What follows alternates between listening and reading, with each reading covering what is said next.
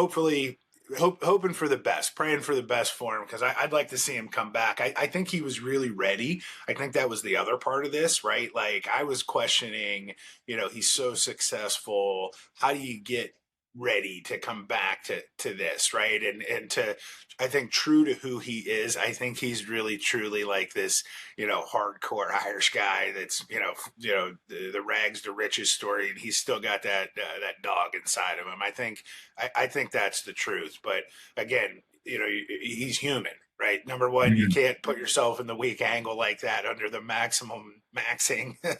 right? And it's really hard to take 5 years off and come back and compete against the best people in the world, right? Yeah. Yeah, and there's something to say about that maxima of maxima, or that speed of the sport, right? Is like another term we can kind of think about it, where your body is going to push so much more force when it's live competition than in the training room, and there's no way to truly duplicate that. Because when you're in a training room, the environment is controlled, the adrenaline is down, you can focus on very specific things. And I even experienced that. I remember, like, even it was kind of like a sort of a version of this, not really. I mean, I'm not trying to defeat my own argument, but it's just an example where I remember I took a long break off of jujitsu and I got back in, and the first thing we did was like this, like live, like rolling, right? And we were kind of taking turns. So like all these eyes were on me, and I haven't grappled in forever, right? And so you kind of like feel this pressure. I'm getting back into it. I'm like, I wore like my gym shorts to a gi class on accident. So I had all these like other variables, right? I wanted to make a really good impression. And I remember when I got this guy in side control, he was about to retain his guard. So I like had a body lock, and I flipped my legs up and over his body, almost like a cartwheel to get to the other side control. And I tore the muscles, my endocarsal muscles in my ribs.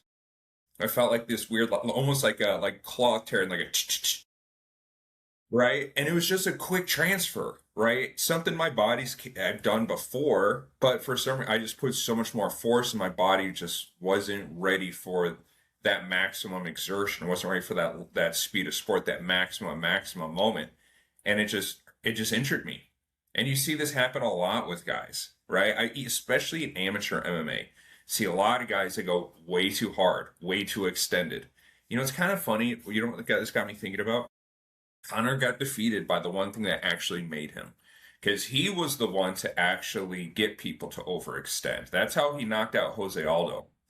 Because Jose Aldo, he did the same thing. He overextended. He put too much. He got outside of his comfort zone. He put too much force into it. The moment was too great, and Connor took advantage. And now, several years later, Connor falls victim to that same sort of like, I don't want to say rookie mistake. He's not a rookie, but it is kind of like, it's more of a beginner's thing. You see them way overdo it, right? And they hurt themselves or leave themselves vulnerable.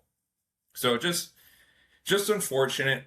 And I guess And at that's the the end of the thing day, again. There's no competitive advantage to it, right? Like that's the yeah. problem on both ends, right? So you can't hit the strike the way that you want to, and you're leaving yourself vulnerable to injury.